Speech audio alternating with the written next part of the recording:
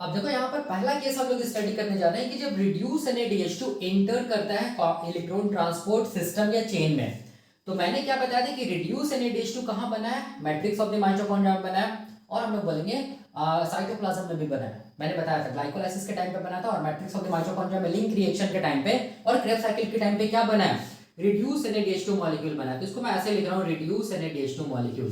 ठीक है, और ये रिड्यूस NaDH2 मॉलिक्यूल याद रखना है कितना इलेक्ट्रॉन्स और कितना प्रोटॉन्स के मिलने से बना है। तो देखो ध्यान से, ये अगर हम लोग बात करेंगे NAD के बारे में, मतलब निकोटिनामाइड एडेनिन डाइन्यूक्लियोटाइड, इसको हम लोग बोलते हैं यूनिवर्सल इलेक्ट्रॉन एक्सेप्टर मॉलिक्यूल। ठीक है, और ये प्रेजेंट होता है साइटोसोल या साइटोप्लाज्म में, और हम लोग बोलेंगे मैट्रिक्स ऑफ द माइटोकॉन्ड्रिया में प्रेजेंट होता है। कौन? NAD, इसको बोलते हैं यूनिवर्सल इलेक्ट्रॉन एक्सेप्टर। और एक टाइम पे याद रखिए कितने इलेक्ट्रॉन्स को लेगा, हम लोग बोलेंगे 2 इलेक्ट्रॉन्स को लेगा। कौन? हम लोग बोलेंगे NAD, 2 इलेक्ट्रॉन्स को लेगा। तो गेन ऑफ इलेक्ट्रॉन्स होगा, गेन ऑफ इलेक्ट्रॉन्स करेगा, और gain of electrons is known as हम लोग बोलेंगे रिडक्शन। ठीक है, तो ये जो NAD है वो 2 इलेक्ट्रॉन्स को लेगा। ठीक है, 2 इलेक्ट्रॉन्स के साथ साथ हम लोग बोलेंगे क्या करेगा, 2 प्रोटॉन्स को भी लेगा। ठीक है ना, याद रखना है। तो यहाँ पर क्या करेगा, इलेक्ट्रॉन्स को भी गेन किया, और हम लोग बोलेंगे प्रोटॉन्स को भी गेन किया। ठीक है, और गेन ऑफ प्रोटॉन या हम लोग बोलेंगे addition of protons is known as हम लोग बोलेंगे क्या चीज, रिडक्शन। तो इसका मतलब ये NAD रिड्यूस हो जाएगा। इसको हम लोग कैसे दिखाएंगे, देखो NAD लिखेंगे, और ये 2 इलेक्ट्रॉन्स और 2 प्रोटॉन्स मिलकर क्या बनेंगे, H2 बनेगा। ठीक है, इसको हम लोग क्या बोलेंगे, इसको हम लोग बोलेंगे रिड्यूस NaDH2, याद रखना है। तो इसका मतलब जब भी कभी रिड्यूस NaDH2 कॉम्प्लेक्स 1 से ऑक्सीडाइज होगा या कॉम्प्लेक्स 1 को अपने इलेक्ट्रॉन्स देगा, तो कितने इलेक्ट्रॉन्स और कितना प्रोटॉन्स को देगा, 2 इलेक्ट्रॉन्स और 2 प्रोटॉन्स को देगा, याद रखना है। तो इसका मतलब देखो ध्यान से, इसका मतलब मैं यहां पर ये बोल सकता हूं, इसको मैं मिटा दे रहा हूं। इसका मतलब मैं यहां पर ये बोल सकता हूं, देखो ध्यान से, कि रिड्यूस NaDH2 हम लोग बोलेंगे कॉम्प्लेक्स 1 को कितने इलेक्ट्रॉन्स देगा, हम लोग बोलेंगे 2 इलेक्ट्रॉन्स देगा, और हम लोग बोलेंगे 2 प्रोटॉन्स देगा। यही है ना। और जैसे ही किससे लॉस हुआ इलेक्ट्रॉन्स और प्रोटॉन्स का, हम लोग बोलेंगे रिड्यूस NaDH2 से लॉस ऑफ इलेक्ट्रॉन्स हुआ, और loss of electrons is known as हम लोग बोलेंगे ऑक्सीडेशन।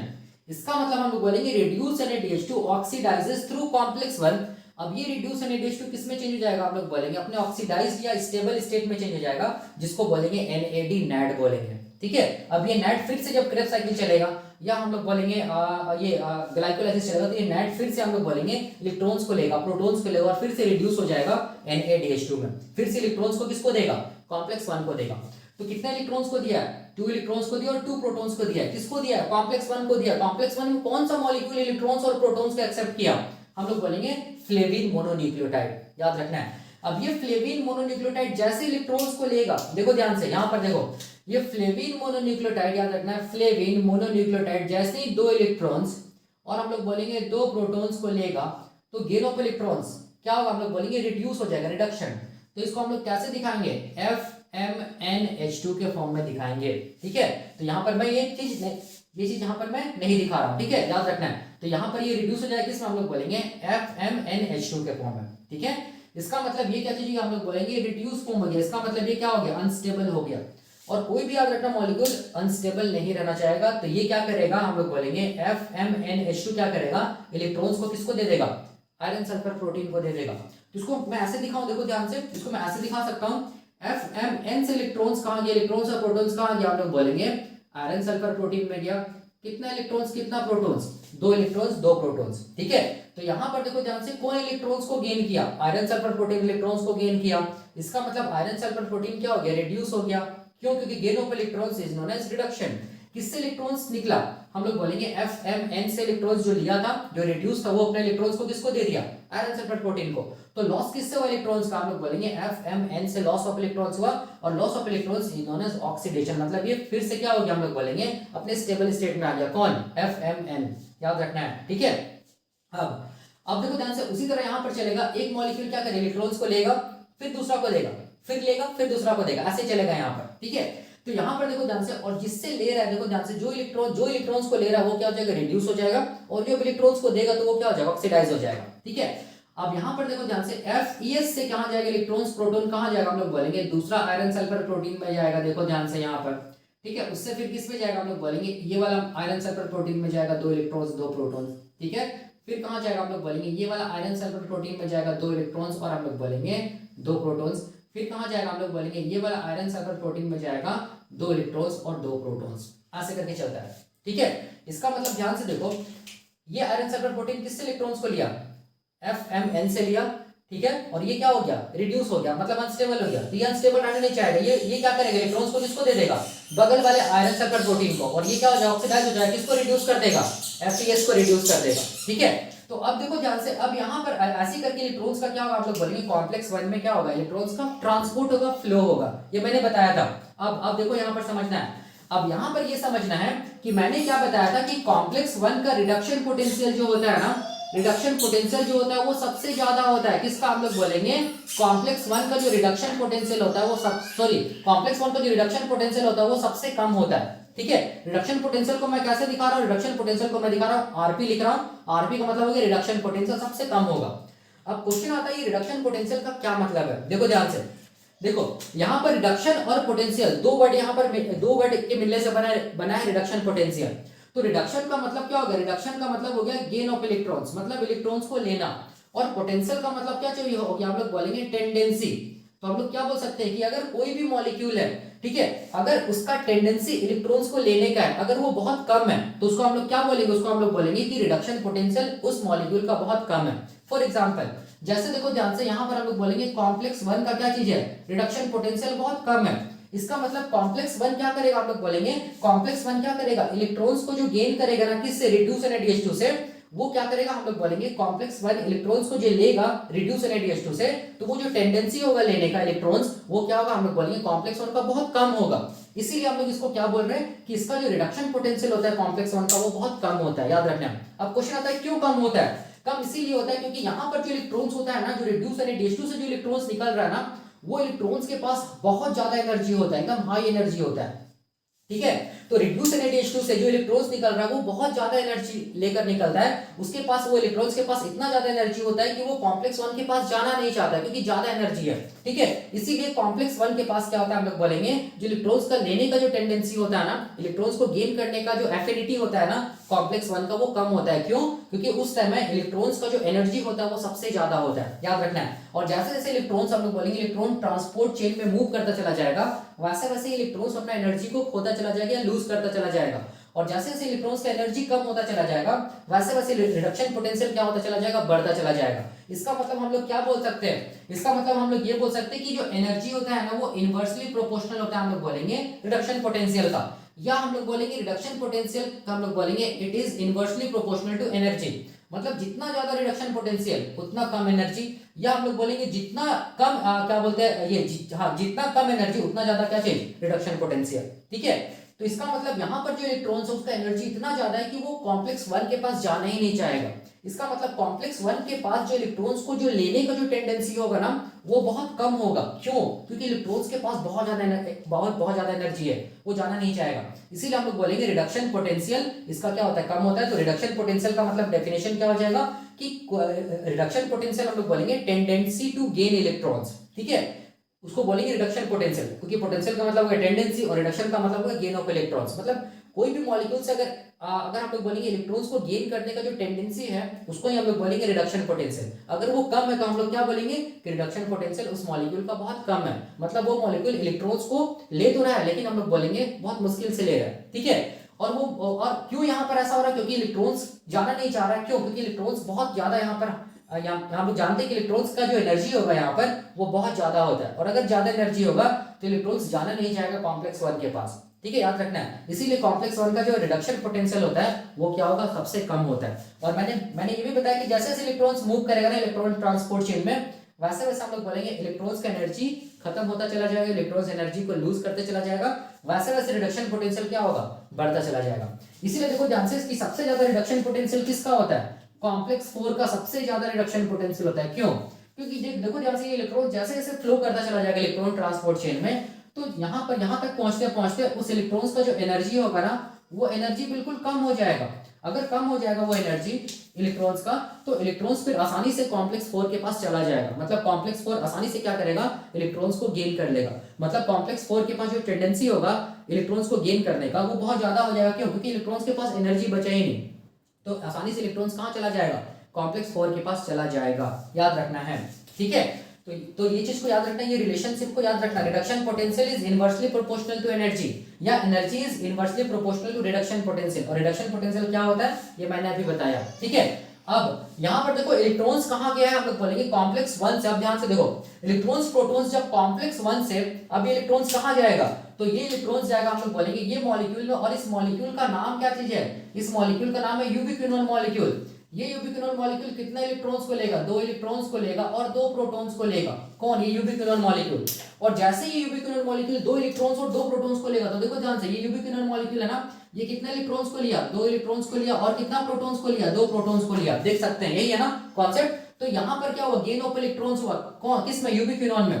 तो गेन ऑफ इलेक्ट्रॉन्स अगर यूबिक्विनोन में होगा तो ये क्या हो जाएगा, हम लोग बोलेंगे रिड्यूस हो जाएगा, जिसको क्या बोलेंगे, जिसको हम लोग बोलेंगे यूबिक्विनोल बोलेंगे। देखो ध्यान से, ऐसे दिखेगा ना, 2H और 2 इलेक्ट्रॉन्स मिलके क्या हो जाएगा, H2 बन जाएगा। और ये Q यहाँ पर Q है, ये क्या, ये कौन सा फॉर्म है, ये हम लोग बोलेंगे यूबिक्विनोन फॉर्म है, ठीक है। और जैसे इलेक्ट्रॉन्स को लिया, तो ये इलेक्ट्रॉन्स एंड प्रोटॉन्स को देखो लिया कॉम्प्लेक्स 1 से, तो ये यूबिक्विनोन हम लोग बोलेंगे रिड्यूस हो जाए होके क्या क्या बन जाएगा, हम लोग बोलेंगे यूबिक्विनोल बन जाएगा, जिसको हम लोग QH2 के फॉर्म में दिखाएंगे, ठीक है।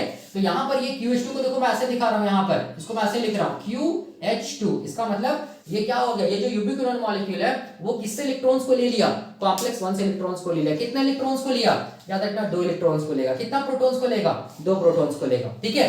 तो अब जब कॉम्प्लेक्स 1 से हम लोग बोलेंगे इलेक्ट्रॉन्स कहाँ जा रहा होता है, यूबिक्विनोन मॉलिक्यूल में जा रहा होता है ना, उस टाइम पे ये इलेक्ट्रॉन्स में इतना ज्यादा एनर्जी होता है ना कि वो एनर्जी की वजह से, देखो ध्यान से, वो एनर्जी की वजह से ये जो मैट्रिक्स है ना, मैट्रिक्स ऑफ माइटोकॉन्ड्रिया हम लोग बोलेंगे, जो प्रोटॉन है ना, वो प्रोटॉन हम लोग बोलेंगे 4 प्रोटॉन मूव कर जाता है, हम लोग बोलेंगे किस तरफ, मैट्रिक्स ऑफ द माइटोकॉन्ड्रिया से किस तरफ, हम लोग बोलेंगे इंटर मेम्ब्रेन स्पेस की तरफ, याद रखना है, कॉम्प्लेक्स 1 से।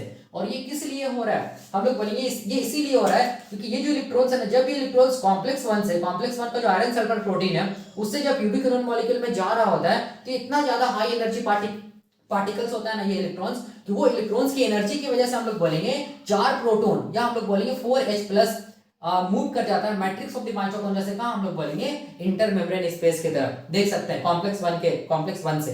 तो यही, ये क्या चीज है, प्रोटॉन चैनल है। और ये देख सकते हैं 4 प्रोटॉन कहां से कहां गया, मैट्रिक्स ऑफ द माइटोकॉन्ड्रिया से कहां गया, हम लोग बोलेंगे इंटर मेम्ब्रेन स्पेस की तरफ गया, ठीक है। ये कॉन्सेप्ट है।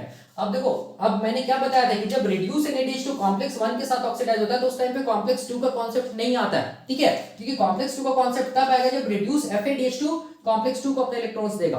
तो अब क्या होगा, कॉम्प्लेक्स 2 को यहाँ पर कंसीडर मत करो, हम लोग केस नंबर 1 देख रहे हैं, रिड्यूस NADH2 वाला। तो अब क्या होगा, देखो ध्यान से, ये जो मॉलिक्यूल है ना, ये मॉलिक्यूल QH2, ठीक है, जिसको हम लोग क्या बोल रहे हैं, इसको हम लोग बोल रहे हैं यूबिक्विनोल मॉलिक्यूल बोल रहे हैं, ठीक है, रिड्यूस फॉर्म है, ठीक है। इसको मैं ऐसे दिखा रहा हूँ, रेड कलर से दिखा रहा हूँ, ऐसे करके QH2 को ऐसे करके QH2 दिखा रहा हूँ, ठीक है, ऐसे करके, ठीक है। अब ये जो यूबिक्विनोल मॉलिक्यूल है, मैंने क्या बताया था, ये यूबिक्विनोन मॉलिक्यूल कैसा मॉलिक्यूल है, मोबाइल मॉलिक्यूल है, लाइपोफिलिक मॉलिक्यूल है, ठीक है। तो ये जो यूबिक्विनोल है, ये क्या होगा, हम लोग बोलेंगे लिपिड बाइलेयर में आसानी से तैरेगा मतलब फ्लोट करेगा, मूव करेगा।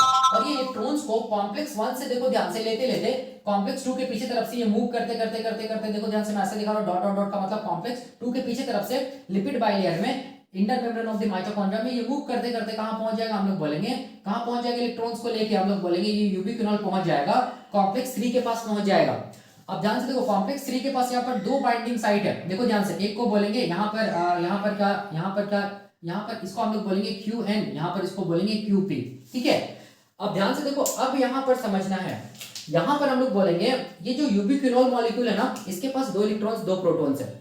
अब मैंने क्या बताया था कि कॉम्प्लेक्स 3 साइटोक्रोम प्रोटीन है, कॉम्प्लेक्स 3 क्या करेगा, एक टाइम पे एक इलेक्ट्रॉन्स को लेगा, एक टाइम पे कितने इलेक्ट्रॉन्स को लेगा, एक इलेक्ट्रॉन्स को लेगा, ठीक है। तो यूबिक्विनोल मॉलिक्यूल से याद रखना, ये यूबिक्विनोल मॉलिक्यूल है, इसके पास 2 इलेक्ट्रॉन्स 2 प्रोटॉन्स है, ठीक है, 2 इलेक्ट्रॉन 2 प्रोटॉन्स में, देखो ध्यान से। अब यहाँ पर हम लोग बोलेंगे कॉम्प्लेक्स 3 का ये जो रिस्के आयरन सल्फर जो वाला जो सबयूनिट है ना, ठीक है, रिस्के याद रखना, साइंटिस्ट का नाम है, रिस्के आयरन सल्फर वाला जो सबयूनिट्स है ना, इसमें देखो ध्यान से, एक बाइंडिंग साइट है, इसको बोलते हैं QN, ठीक है। ये QN, इसका कॉन्सेप्ट मैं बताऊंगा, ठीक है। यहां से इलेक्ट्रॉन एक्चुअल में QN में जाएगा, या हम लोग बोल सकते हैं डायरेक्टली मैं दिखा रहा हूं, इलेक्ट्रॉन्स कहां जाएगा, आयरन सल्फर प्रोटीन में जाएगा, ठीक है। कितने इलेक्ट्रॉन जाएगा, तो हम लोग बोलेंगे 1 इलेक्ट्रॉन जाएगा, ठीक है। अब यहां पर 1 इलेक्ट्रॉन जो गया, तो इसके पास कितने इलेक्ट्रॉन्स है, 2 इलेक्ट्रॉन्स है ना यूबिक्विनोल के पास, और 2 प्रोटॉन्स है, ठीक है। तो और एक इलेक्ट्रॉन्स कहां जाएगा, तो और एक इलेक्ट्रॉन्स देखो जाएगा, वो जाएगा हम लोग बोलेंगे साइटोक्रोम बी के पास। साइटोक्रोम बी में कौन सा प्रोटीन, साइटोक्रोम बी एल के पास, ठीक है। यहां पर जाएगा एक इलेक्ट्रॉन्स, तो देखो 2 इलेक्ट्रॉन्स गया ना कॉम्प्लेक्स 3 के पास। अब यहाँ पर ये क्यू एन और क्यू पी का क्या कॉन्सेप्ट है, ये क्यू साइकिल में हेल्प करता है, ये मैं बताऊंगा अलग से। अभी बस इतना जानो कि यूबिक्विनोल मॉलिक्यूल से कितना इलेक्ट्रॉन्स है इसके पास, 2 इलेक्ट्रॉन्स था, और कितना प्रोटॉन्स था, 2 प्रोटॉन्स था, ठीक है। तो 2 इलेक्ट्रॉन्स में एक इलेक्ट्रॉन्स कहां चला गया, हम लोग बोलेंगे रिस्के आयरन सल्फर प्रोटीन में चला गया। और ये इलेक्ट्रॉन्स फिर उसके पास कहां जाएगा, हम लोग बोलेंगे एक इलेक्ट्रॉन्स फिर ये कहां जाएगा, साइटोक्रोम C1 के पास जाएगा। और ये एक इलेक्ट्रॉन्स कहां जाएगा, हम लोग बोलेंगे कहां जाएगा, साइटोक्रोम C के पास जाएगा, देख सकते हैं। और ये दूसरा जो इलेक्ट्रॉन्स बच गया, वो इलेक्ट्रॉन्स कहां आएगा, देखो ध्यान से, वो आएगा साइटोक्रोम B के पास आएगा। तो साइटोक्रोम बी मतलब साइटोक्रोम बी एल के पास जाएगा। उसके बाद कहां जाएगा, हम लोग बोलेंगे साइटोक्रोम बी एच के पास जाएगा, ठीक है। उसके बाद जाने के बाद यहाँ पर क्या चलता है, हम लोग बोलेंगे यहाँ पर चलता है, हम लोग बोलेंगे क्यू साइकिल चलता है। इसका कॉन्सेप्ट मैं बताऊंगा, ठीक है। तो यहाँ पर देखो ध्यान से, इलेक्ट्रॉन जब यहाँ से यहाँ जा रहा था, ये 2 प्रोटॉन्स जो है ना, ये 2 प्रोटॉन्स देखो ध्यान से, ये मूव कर जाएगा किस तरफ, हम लोग बोलेंगे इंटर मेम्ब्रेन स्पेस की तरफ, देख सकते हैं आप ये प्रोटॉन्स। और ये प्रोटॉन्स कहां से आया था, देखो ध्यान से, ये प्रोटॉन्स था, ठीक है। तो यहाँ पर ये चीज का कॉन्सेप्ट क्लियर हो गया। ये क्यू साइकिल, ये वाला जो इलेक्ट्रॉन है, ये कैसे करके क्यू साइकिल चलाता है वो मैं बताऊंगा, अलग से बताऊंगा। और ये क्यू साइकिल का मतलब हो गया कि क्यू क्या चीज कर रहा है, हम लोग बोलेंगे रीजनरेट कर रहा है, मतलब यूबिक्विनोन मॉलिक्यूल वापस हम लोग बोलेंगे कहां आ जाएगा, हम लोग बोलेंगे अपने ओरिजिनल प्लेस पे आ जाएगा, जहां पर से ये मूव करने स्टार्ट किया था वहां पर, ठीक है। उसको बोलेंगे क्यू साइकिल। तो उसमें कॉन्सेप्ट आएगा क्यू एन साइड का और क्यूपी साइड का, जो कि क्यू एन साइड प्रेजेंट होता है कहां पर, रिस्के आयरन सल्फर प्रोटीन वाला सब यूनिट में, और क्यूपी साइड प्रेजेंट होता है कौन वाला सब यूनिट में, हम लोग बोलेंगे साइटोक्रोम बी सब यूनिट में, याद रखना है, ठीक है। तो अब ये जो एक इलेक्ट्रॉन है, देखो ध्यान से, अब देखना ध्यान से, ये जो एक इलेक्ट्रॉन जो है ना, जो कि साइटोक्रोम C जो है ना, साइटोक्रोम C1 से साइटोक्रोम C में जा रहा है। तो जब हम लोग बोलेंगे एक इलेक्ट्रॉन साइटोक्रोम C1 से C में जा रहा होता है ना, उस टाइम पे याद रखना है कि मैट्रिक्स से, उस टाइम पे याद रखना है मैट्रिक्स ऑफ द माइटोकॉन्ड्रिया से हम लोग बोलेंगे 2 प्रोटॉन्स, ठीक है, 2 प्रोटॉन्स मूव करेगा कहां, हम लोग बोलेंगे इंटर मेम्ब्रेन स्पेस की तरफ, इंटर मेम्ब्रेन स्पेस की तरफ मूव कर जाएगा। कब, जब हम लोग बोलेंगे एक इलेक्ट्रॉन साइटोक्रोम C1 से कहां जा रहा होता है, हम लोग बोलेंगे साइटोक्रोम C में जा रहा होता है उस टाइम पे, ठीक है, याद रखना है। तो अभी तक कितना protons matrix of the mitochondria से इंटर मेम्ब्रेन स्पेस में मूव किया, हम लोग बोलेंगे 4 + 2 कितना, टोटल 8 मूव किया, ठीक है। अब देखो, अब देखो, अब यहाँ पर क्या होगा, देखो ध्यान से, साइटोक्रोम C जैसे ही एक इलेक्ट्रॉन्स को लेगा ना कॉम्प्लेक्स 3 से, ठीक है, तब देखो क्या होगा, साइटोक्रोम C को अगर हम लोग देखेंगे, साइटोक्रोम C हम लोग बोलेंगे किस स्टेट में रहता है, वहां पर जो हीम होता है, वो हीम याद रखना है किस स्टेट में रहता है, फेरिक स्टेट में रहता है, याद रखना है। जैसे हम लोग बोलेंगे साइटोक्रोम C एक इलेक्ट्रॉन्स को लिया, ठीक है, तो यहां पर हम लोग बोलेंगे साइटोक्रोम C रिड्यूस हो जाएगा, मतलब ये फेरिक स्टेट हम लोग बोलेंगे किसमें चेंज हो जाएगा, हम लोग बोलेंगे फेरस स्टेट में चेंज हो जाएगा, ठीक है, फेरस स्टेट में हम लोग बोलेंगे चेंज हो जाएगा, याद रखना है, ठीक है। और जैसे हम लोग बोलेंगे साइटोक्रोम C एक इलेक्ट्रॉन्स को लिया ना, तो साइटोक्रोम C का जो एफिनिटी था ना कॉम्प्लेक्स 3 के साथ, जो जुड़ा हुआ था साइटोक्रोम C कॉम्प्लेक्स 3 के साथ, वो एफिनिटी रिड्यूस हो जाएगा, कम हो जाएगा, जिसकी वजह से हम लोग बोलेंगे साइटोक्रोम C अब हम लोग बोलेंगे मूव करते करते कहां तक पहुंचेगा, हम लोग बोलेंगे कॉम्प्लेक्स 4 तक पहुंचेगा, ठीक है। तो देखो ध्यान से, कॉम्प्लेक्स 4 तक क्या कौन पहुंच गया, हम लोग बोलेंगे कॉम्प्लेक्स 4 तक कौन पहुंच गया, साइटोक्रोम C पहुंच गया, याद रखना है। और ये साइटोक्रोम C के पास क्या चीज है, हम लोग बोलेंगे एक इलेक्ट्रॉन है, याद रखना है, ठीक है। इसका मतलब हम लोग यहाँ पर क्या बोल सकते हैं कि यहाँ पर जो साइटोक्रोम C था वो इनिशियली किस स्टेट में था, Fe3+ स्टेट में था। जैसे एक इलेक्ट्रॉन को लिया तो वो क्या चीज में आ गया, हम लोग बोलेंगे Fe2+ स्टेट में आ गया। अब जैसे Fe2+ स्टेट में साइटोक्रोम C आया ना, तो साइटोक्रोम C का जो एफिनिटी होता है कॉम्प्लेक्स 3 के साथ वो खत्म हो जाता है। अब जिसकी वजह से साइटोक्रोम C मूव करके कहां तक पहुंचता है, हम लोग बोलेंगे कॉम्प्लेक्स 4 तक पहुंचता है, ठीक है। और ये मूवमेंट कहां होता है, हम लोग बोलेंगे ये मूवमेंट जो होता है वो towards the inter membrane space की तरफ होता है, ठीक है। तो याद रखना, ये जो साइटोक्रोम C है ना, इसके पास एक इलेक्ट्रॉन है, मतलब यहाँ पर इसका जो हीम है वो किस स्टेट में होगा, हम लोग बोलेंगे Fe2 वाले स्टेट में होगा या फेरस स्टेट में होगा, ठीक है, याद रखना है। अब देखो ध्यान से, अब ये जो साइटोक्रोम C है ना, वो क्या करेगा, इलेक्ट्रॉन्स को किसको देगा, एक ही इलेक्ट्रॉन्स को देगा, किसको देगा, देखो ध्यान से, कॉम्प्लेक्स 4 का हम लोग बोलेंगे सब यूनिट 2 को देगा। कितना इलेक्ट्रॉन देगा, एक इलेक्ट्रॉन देगा, ठीक है। तो यहां पर एक इलेक्ट्रॉन जो है कॉम्प्लेक्स 4 का सब यूनिट 2 का कौन रिसीव किया, हम लोग बोलेंगे कॉपर एटम, ठीक है। फिर यहां से देखो ध्यान से, फिर ये जो इलेक्ट्रॉन है वो कहां चला जाएगा, देखो ध्यान से, वो दूसरा कॉपर एटम के पास चला जाएगा, ठीक है। उसके बाद देखो ध्यान से, यहाँ कॉपर ए से इलेक्ट्रॉन, एक इलेक्ट्रॉन फिर कहाँ आ जाएगा, हम लोग बोलेंगे सब यूनिट 1 में आ जाएगा। उसमें कहाँ आएगा, हम लोग बोलेंगे हीम ए में आएगा, ठीक है। वहां से फिर ये एक इलेक्ट्रॉन हम लोग बोलेंगे, यही इलेक्ट्रॉन हीम ए से A3 में आ जाएगा। और उसके बाद देखो यहाँ पर क्या होगा, उसके बाद हम लोग बोलेंगे ये जो एक इलेक्ट्रॉन है ना, वो एक इलेक्ट्रॉन कहाँ जाएगा, हम लोग बोलेंगे कॉपर बी में आ जाएगा, कॉपर बी एटम में आ जाएगा ऑफ सब यूनिट, हम लोग बोलेंगे 1 ऑफ क्या चीज, कॉम्प्लेक्स 4। तो ध्यान से देखो, final electron acceptor molecule electron transport chain में कॉम्प्लेक्स 4 है। तो कॉम्प्लेक्स 4 में कौन सा सब यूनिट, हम लोग बोलेंगे सब यूनिट 1। सब यूनिट 1 का कौन सा एटम, हम लोग बोलेंगे कॉपर बी एटम, याद रखना है। अब ये जो एक इलेक्ट्रॉन है ना, ये एक इलेक्ट्रॉन याद रखना है कॉम्प्लेक्स 4, मतलब कॉपर जो एटम है ना, बी है, कॉपर बी है, उससे कहां कहां चला जाएगा, हम लोग बोलेंगे मैट्रिक्स ऑफ द माइटोकॉन्ड्रिया, यहां पर मैट्रिक्स ऑफ द माइटोकॉन्ड्रिया में चला जाएगा, ठीक है, याद रखना है। तो देखा जाए तो एक इलेक्ट्रॉन्स यहाँ पर आया ना, लेकिन एक्चुअल में कितने इलेक्ट्रॉन्स आना चाहिए, हम लोग बोलेंगे एक रिड्यूस एडिशन से कितने इलेक्ट्रॉन्स निकला है, 2 इलेक्ट्रॉन्स निकला है, ठीक है, याद रखना। इसका मतलब 2 इलेक्ट्रॉन्स यहाँ पर आएगा, एक टाइम पे कितना आया, एक आया। अब देखो ध्यान से, यहां से जो 2 इलेक्ट्रॉन्स था ना, वो एक इलेक्ट्रॉन्स तो देखो ऐसे ऐसे मूव करते करते कहां पहुंच गया, मैट्रिक्स में पहुंच गया। अब एक जो बचा हुआ इलेक्ट्रॉन्स है ना, वो देखो ध्यान से यहाँ पर क्यू साइकिल चलेगा, और ये जो बचा हुआ जो इलेक्ट्रॉन्स है ना, वो भी फिर से इलेक्ट्रॉन ट्रांसपोर्ट चेन में एंटर कर जाएगा। यहां से देखो, ये जो इलेक्ट्रॉन्स है ना, यहां से यहां गया, ठीक है, फिर यहां से देखो ध्यान से, फिर से ये यहां से कहां कहां एंटर कर जाएगा, हम लोग बोलेंगे आयरन सल्फर प्रोटीन में, जिसको क्यू साइकिल बोलेंगे। फिर से दूसरा इलेक्ट्रॉन्स देखो ध्यान से, साइटोक्रोम C1, फिर साइटोक्रोम C से फिर कॉम्प्लेक्स 4, कॉम्प्लेक्स 4 का क्या चाहिए, हम लोग बोलेंगे कॉपर ए, हीम A3, कॉपर बी, और अल्टीमेटली कहां जाएगा, हम लोग बोलेंगे मैट्रिक्स ऑफ द माइटोकॉन्ड्रिया में। तो कितने इलेक्ट्रॉन्स पहुंचेगा, 2 इलेक्ट्रॉन्स पहुंचेगा, याद रखना इस चीज को, ठीक है। अब देखो ध्यान से, और एक चीज यहां पर मैं बताना चाहता हूं कि जैसे ही साइटोक्रोम C से इलेक्ट्रॉन्स कहां गया, हम लोग बोलेंगे कहां गया, कॉम्प्लेक्स 4 में गया ना, ठीक है। तो उसके बाद साइटोक्रोम C से लॉस ऑफ इलेक्ट्रॉन्स हुआ। तो साइटोक्रोम C से जब लॉस ऑफ इलेक्ट्रॉन्स होगा, तो फिर ये वापस हम लोग बोलेंगे साइटोक्रोम C ऑक्सीडाइज हो जाएगा, loss of electrons is known as oxidation. तो ऑक्सीडाइज जो साइटोक्रोम C है वापस मूव करके कहां चला जाएगा, हम लोग बोलेंगे फिर से कहां चला जाएगा, अपने ओरिजिनल प्लेस पे चला जाएगा।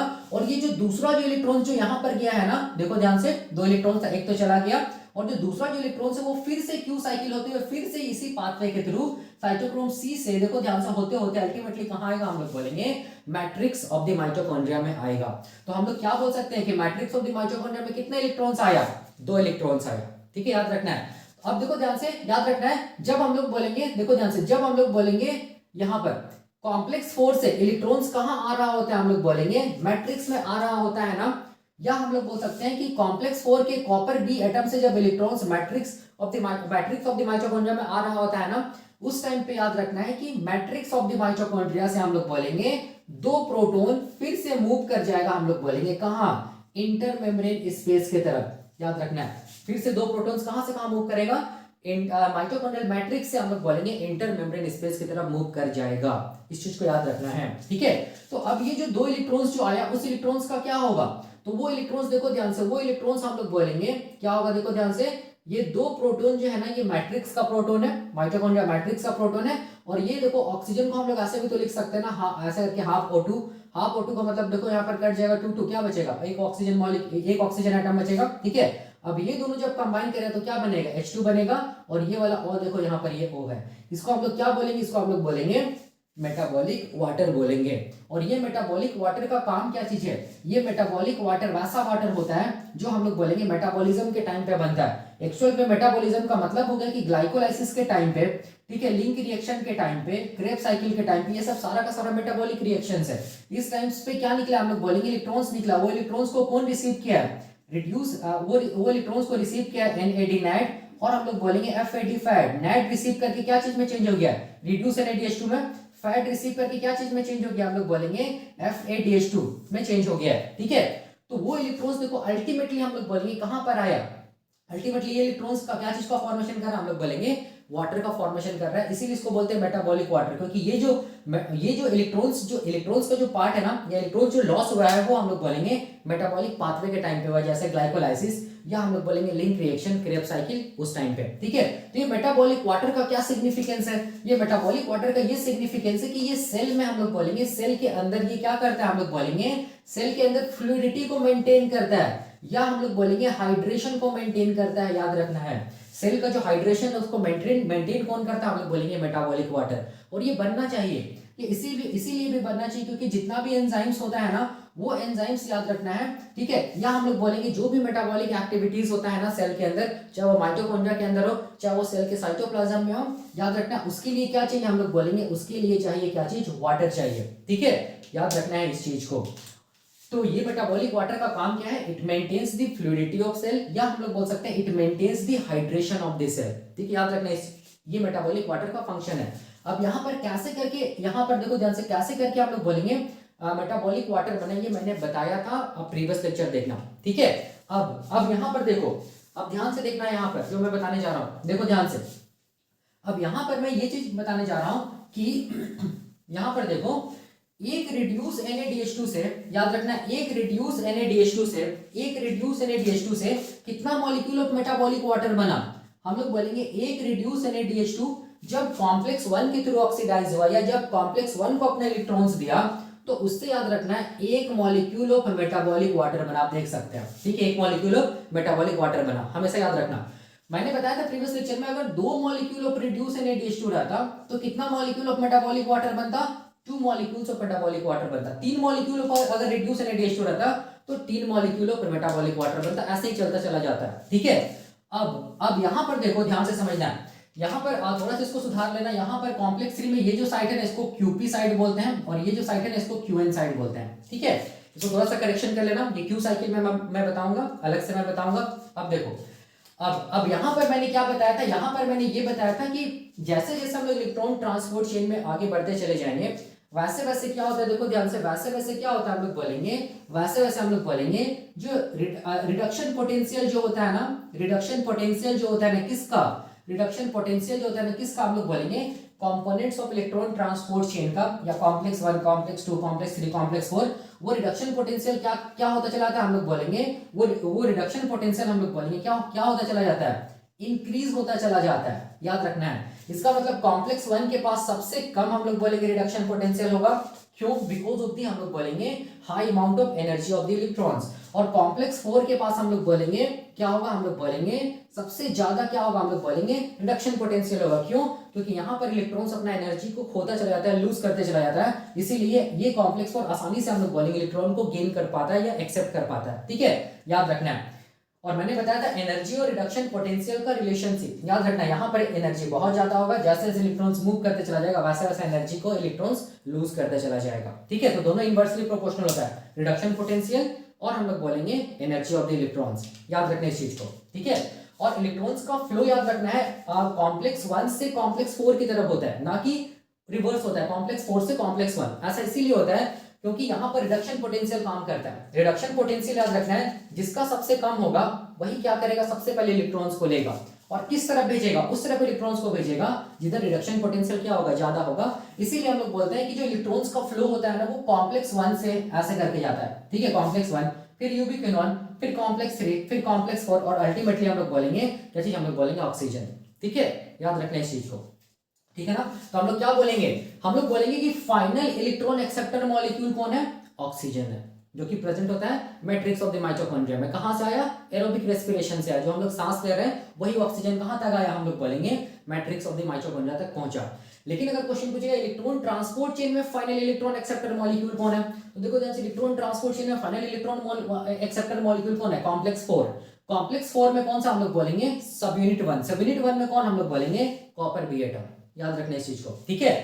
अब यहाँ पर देखो ध्यान से, यहाँ पर समझना है, देखो ध्यान से, बहुत आसान है, कुछ नहीं है, देखो अब यहाँ पर ध्यान से देखो कि जब हम लोग बोलेंगे कि एक रिड्यूस NaDH2, देखना ध्यान से, जब एक रिड्यूस NaDH2, ठीक है, जब एक रिड्यूस NaDH2 कॉम्प्लेक्स 1 को अपने इलेक्ट्रॉन्स को देता है या कॉम्प्लेक्स 1 से ऑक्सीडाइज होता है, तब हम लोग बोलेंगे कितना प्रोटॉन्स मूव करता है मैट्रिक्स ऑफ द माइटोकॉन्ड्रिया से इंटरमेम्ब्रेन स्पेस की तरफ, हम लोग बोलेंगे 10 प्रोटॉन्स मूव करता है। अब देखो ध्यान से कैसे, यहां से 4 गया, ठीक है, यहां से देखो 2 + 2 4, यहां से कितना 2, मतलब ध्यान से देखो 4 + 4 8 + 2 10 हो गया ना।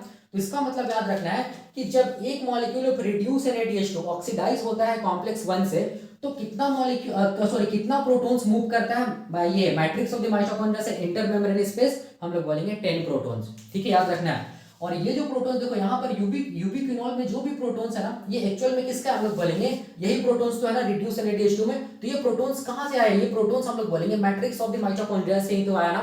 इसीलिए हम लोग बोलते हैं कि जब भी कभी कॉम्प्लेक्स 1 से रिड्यूस NADH2 ऑक्सीडाइज होता है, उस टाइम पे याद रखना है हम लोग बोलेंगे 10 प्रोटॉन्स मूव कर दिया जाता है कहां से, मैट्रिक्स ऑफ द माइटोकॉन्ड्रिया से इंटरमेम्ब्रेन स्पेस की तरफ। ठीक है, याद रखना है। अब देखो समझो क्या चीज है।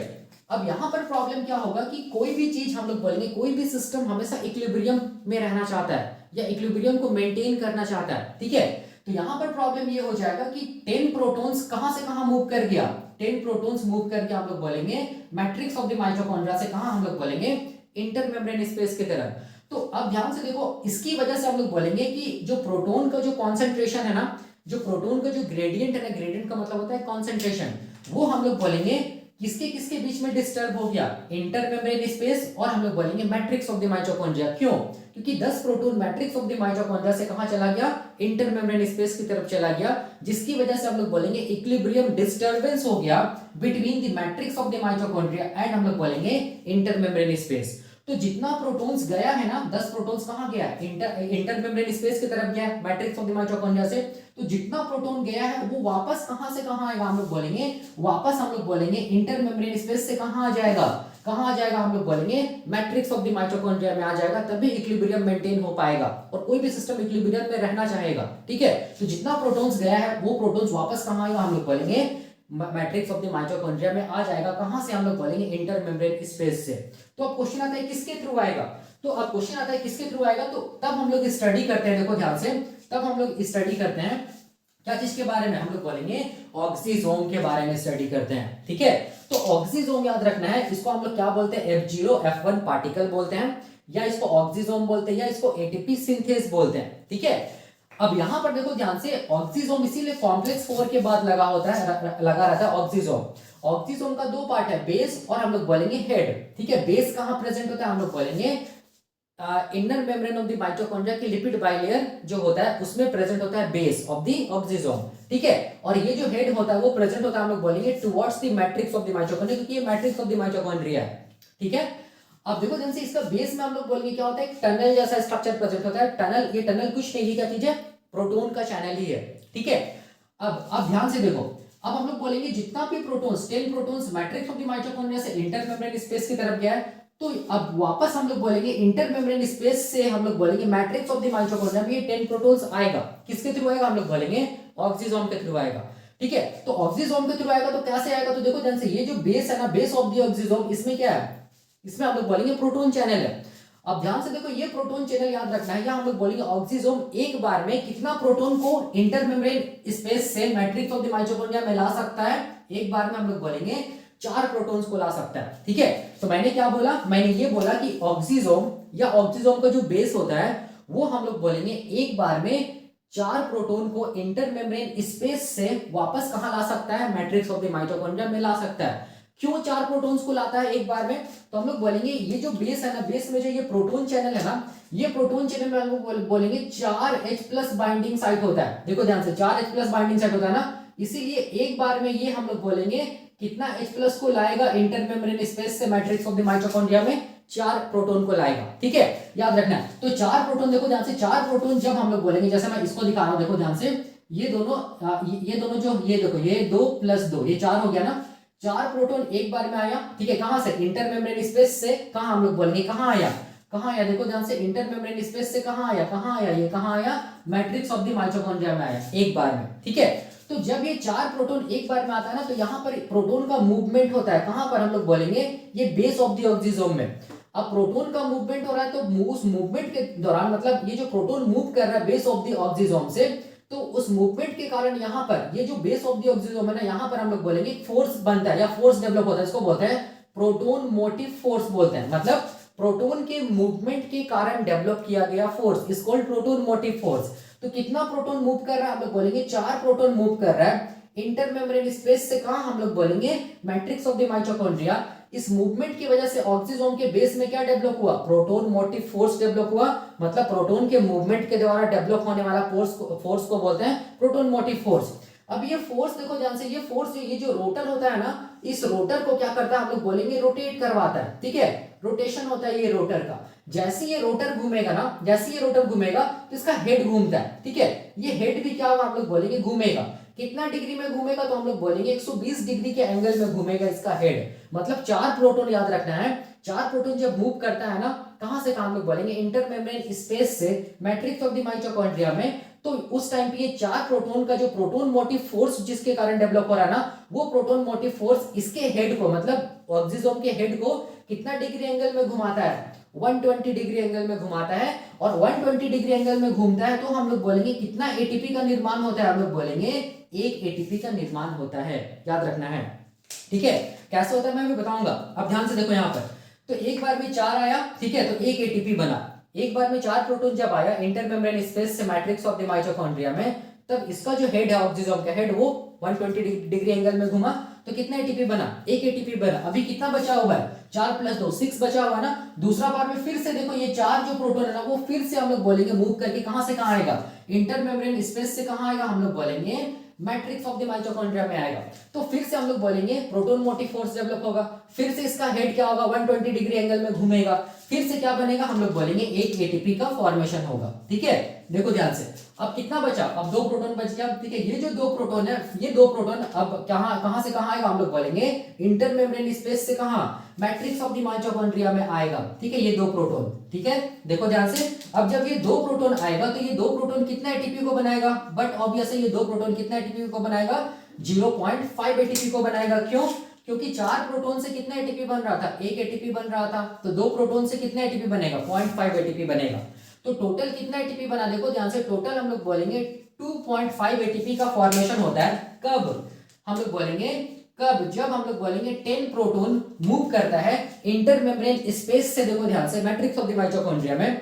और ये 10 प्रोटॉन क्यों गया था मैट्रिक्स ऑफ द माइटोकॉन्ड्रिया से इंटरमेम्ब्रेन स्पेस की तरफ, क्योंकि एक रिड्यूस NaDH2 याद रखना है, अपना इलेक्ट्रॉन्स को किसको दिया था, देखो ध्यान से, एक रिड्यूस NaDH2 अपने इलेक्ट्रॉन्स को किसको दिया है, कॉम्प्लेक्स 1 को दिया है। तब कितना प्रोटॉन्स मूव किया, हम लोग बोलेंगे 10 प्रोटॉन्स मूव किया, कहां से कहां, मैट्रिक्स ऑफ द माइटोकॉन्ड्रिया से इंटरमेम्ब्रेन स्पेस की तरफ, ठीक है।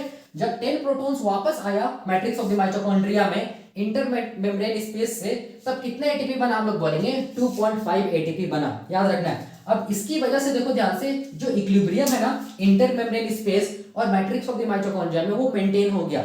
और इस मेंटेन को कराने, इस इक्विलिब्रियम को मेंटेन कराने के लिए किसका रोल इंपॉर्टेंट हुआ, हम लोग बोलेंगे ऑक्सीजोम का, ठीक है।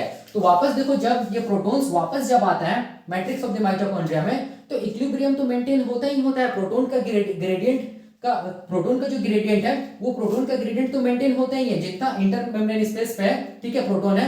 और हम लोग बोलेंगे मैट्रिक्स ऑफ द माइटोकॉन्ड्रिया में वो प्रोटॉन क्या हो जाएगा, हम लोग बोलेंगे दोनों प्रोटॉन्स मेंटेन हो जाएगा, ठीक है। लेकिन उस टाइम पे क्या बनेगा, हम लोग बोलेंगे 2.5 एटीपी का फॉर्मेशन होगा। तो हम लोग बोल सकते हैं कि एक रिड्यूस NaDH2 कितना एटीपी को बनाता है, 2.5 एटीपी को बनाता है। तो हम लोग यहाँ पे लिख सकते हैं, एक रिड्यूस NaDH2 कितना एटीपी को बनाता है, याद रखना है 2.5 एटीपी को बनाता है, ठीक है, याद रखना है। ये था नया, ये इसको हम लोग बोलते हैं न्यू कॉन्सेप्ट के अकॉर्डिंग, ठीक है।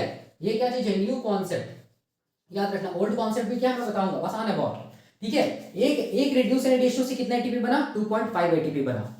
अब देखो, इसको हम लोग ऐसे भी तो सोच सकते हैं ना, ये जो इलेक्ट्रॉन ट्रांसपोर्ट जो चेन है ना, ठीक है, ये जो इलेक्ट्रॉन ट्रांसपोर्ट चेन है ना, या इलेक्ट्रॉन ट्रांसपोर्ट जो सिस्टम है ना, इसको आप बैंक समझो। मान लो ये बैंक है, ठीक है। और जो रिड्यूस NaDH2 है ना, ये जो रिड्यूस NaDH2 है ना, ये रिड्यूस NaDH2 क्या चीज है, हम लोग बोलेंगे ये मान लो चेक है, ठीक है। तो हम लोग क्या करते हैं, ध्यान से देखो, हम लोग क्या करते हैं, और ये जो एटीपी बन रहा है ना, ये एटीपी क्या चीज है, हम लोग बोलेंगे कैश है, ठीक है। तो हम लोग बैंक में जाते हैं चेक लेके, तो बैंक हम लोग को क्या देता है, कैश देता है ना। सिमिलरली देखो ध्यान से, ये बैंक है, ठीक है, इलेक्ट्रॉन ट्रांसपोर्ट चेन बैंक है, और ये रिड्यूस NaDH2 क्या चीज, चेक है। चेक कहाँ गया, बैंक में गया, तो बैंक क्या दिया, देखो ध्यान से, बैंक क्या दिया, एटीपी दिया, मतलब कैश दिया, ठीक है। तो ऐसे करके आप याद कर सकते हैं कि इलेक्ट्रॉन ट्रांसपोर्ट चेन एक बैंक है, ठीक है। और उस बैंक में क्या गया, हम लोग बोलेंगे चेक गया। चेक मतलब क्या चीज, हम लोग बोलेंगे रिड्यूस NaDH2 गया, ठीक है। तो बैंक इस चेक को हम लोग बोलेंगे कैश के फॉर्म में क्या दिया, हम लोग बोलेंगे एटीपी दिया। तो एटीपी को हम लोग क्या बोलेंगे, कैश बोलेंगे, ठीक है। ऐसे याद कर सकते हैं, दिमाग में रख सकते हैं, ठीक है। ये नया कॉन्सेप्ट है। अब यहां पर देखो क्वेश्चन आता है, यहां पर इसका हेड कैसे करके हम लोग बोलेंगे 120 डिग्री एंगल में 1 एटीपी को बनाया, ठीक है, याद रखना है। देखो कैसे करके बनाता है, इसको मैं यहां पर मिटा के बताता हूं, ठीक है। यहाँ पर मैं इसको मिटा के बताता हूँ, देखो ध्यान से, इसको मैं यहाँ पर मिटा के बताता हूँ। हमेशा रखना यार, एक रिड्यूस NaDH2 जब भी कभी कॉम्प्लेक्स 1 के थ्रू ऑक्सीडाइज होगा तो हमेशा याद रखना 10 प्रोटॉन्स मूव करेगा मैट्रिक्स ऑफ द माइटोकॉन्ड्रिया से इंटरमेम्ब्रेन स्पेस की तरफ, और कितना एटीपी बनेगा, 2.5 एटीपी बनेगा। ठीक है, याद रखना इस चीज को। और एक चीज मैंने ये भी बताया था कि एक रिड्यूस NaDH2 से कितना मेटाबॉलिक वाटर बनेगा, एक मॉलिक्यूल ऑफ मेटाबॉलिक वाटर बनेगा। दो रिड्यूस NaDH2 से कितना मेटाबॉलिक वाटर बनेगा, 2 मॉलिक्यूल ऑफ मेटाबॉलिक वाटर बनेगा। ठीक है, मैंने बताया है। ठीक है, याद रखना है। और ये क्या चीज, इलेक्ट्रॉन ट्रांसपोर्ट चेन क्या चीज है, बैंक है। और रिड्यूस NaDH2 को आप चेक समझना और एटीपी को आप कैश समझना। तो देखो ध्यान से, चेक को बैंक में दिया तो बैंक क्या दिया, हम लोग बोलेंगे क्या दिया, कैश दिया। कैश मतलब एटीपी को बनाया। ठीक है ना, यही कॉन्सेप्ट है। अब देखो, अब यहां पर क्वेश्चन आता है कि कैसे करके ये इसका जो हेड है ऑक्सीजोम का, वो क्या किया, एटीपी को बनाया। तो ध्यान से देखो, अगर इसका हेड को अगर हम लोग देखेंगे तो इसका जो हेड है ना, वो याद रखना है, 3 अल्फा एंड हम लोग बोलेंगे 3 बीटा सब यूनिट्स के मिलने से बनता है। ठीक है, तो ये ऐसा रहता है, ये अल्फा होगा, फिर बीटा, फिर यहाँ पर अल्फा, फिर यहाँ पर क्या होगा बीटा, फिर यहाँ पर अल्फा, फिर यहाँ पर क्या होगा बीटा, ऐसे करके होता है। ठीक है, 3 अल्फा प्लस 3 बीटा सब यूनिट्स के मिलने से बनता है क्या चीज, हम लोग बोलेंगे हेड ऑफ द ऑक्सीजोम। तो जब हम लोग इसके हेड को ऐसे टीएस कट करेंगे, ठीक है, तो कैसा दिखेगा, तो देखो ध्यान से, इसको मैं ऐसे दिखा रहा हूं। ठीक है, तो ये ऐसा दिखेगा, देखो ध्यान से, इसका हेड ऐसा दिखेगा ना, ऐसे करके गोल दिखेगा। इसका हेड, किसका हेड, बेस ये ऑक्सीजोम का हेड। ठीक है, तो यहाँ पर टोटल कितना सब यूनिट होगा, हम लोग बोलेंगे 6 सब यूनिट होगा। तो इसको मैं ऐसे दिखा दे रहा हूँ, देखो ध्यान से, ये अल्फा सब यूनिट, ये बीटा सब यूनिट, फिर अल्फा, फिर बीटा, फिर अल्फा, फिर बीटा, ऐसे रहेगा। अब ध्यान से देखो, यहाँ पर 3 अल्फा 3 बीटा सब यूनिट्स के मिलने से बनता है हेड ऑफ द ऑक्सीजोम। ठीक है, अब ध्यान से देखो, यहाँ पर ये जो बीटा सब यूनिट होता है ना, ये बीटा सब यूनिट्स के पास हम लोग बोलेंगे ऐसे करके बाइंडिंग साइट होता है। ठीक है, ये बीटा सब यूनिट्स के पास क्या होता है, ऐसे करके बाइंडिंग साइट होता है। ये बीटा सब यूनिट्स के पास क्या होता है, ऐसे करके बाइंडिंग साइट होता है। और ये बाइंडिंग साइट में हम लोग बोलेंगे, इसको मैं दिखा रहा हूँ, ये बाइंडिंग साइट में एटीपी और इनऑर्गेनिक फॉस्फेट प्रेजेंट होता है। जैसे ये हेड हम लोग बोलेंगे 120 डिग्री में घूमा, तो ये एटीपी और ये जो इनऑर्गेनिक फॉस्फेट है वो कंबाइन कर जाता है। तो क्या बनता है, हम लोग बोलेंगे एक एटीपी बनता है। ठीक है, एक एटीपी बनता है। फिर से 120 डिग्री एंगल में घूमेगा तो दूसरा जो बीटा सब यूनिट्स में जो एटीपी और इनऑर्गेनिक फॉस्फेट है ना, वो कंबाइन करेगा, फिर से एटीपी बनेगा। फिर घूमेगा तो हम लोग बोलेंगे यहाँ पर जो एटीपी है बीटा सब यूनिट्स में, एटीपी और इनऑर्गेनिक फॉस्फेट वो कंबाइन करके क्या बनेगा, एटीपी बनेगा।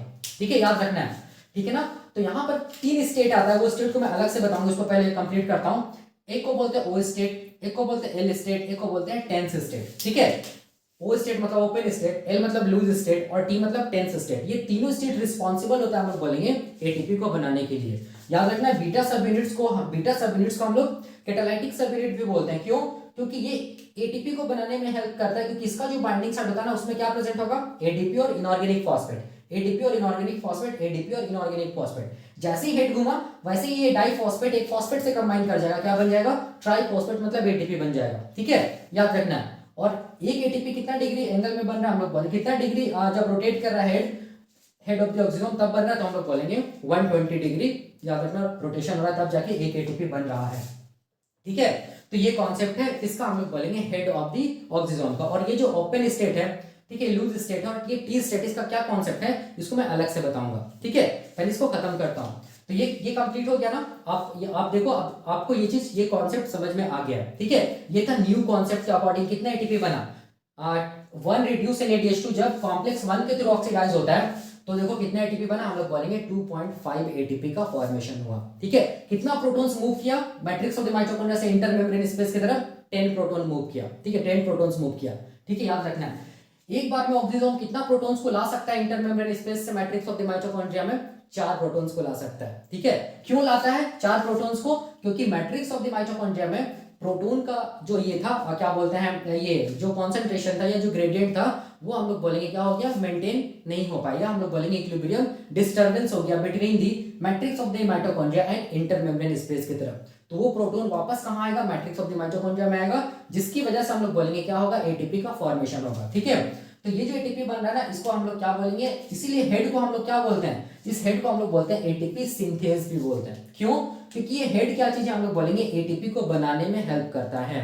ठीक है, याद रखना है। तो इसको हम लोग क्या बोलेंगे, एटीपी बन रहा है, इसको हम लोग क्या बोलेंगे, फोस्फोराइलेशन बोलेंगे। क्या बोलेंगे, फोस्फोराइलेशन बोलेंगे, एटीपी जो बन रहा है। ठीक है, और यहाँ पर किसका ऑक्सीडेशन हो रहा है, देखो ध्यान से, रिड्यूस NaDH2 का ऑक्सीडेशन हो रहा है, मतलब रिड्यूस NaDH2 से लॉस ऑफ इलेक्ट्रॉन्स हो रहा है। तो यहाँ पर क्या हुआ, हम लोग बोलेंगे ऑक्सीडेशन हुआ।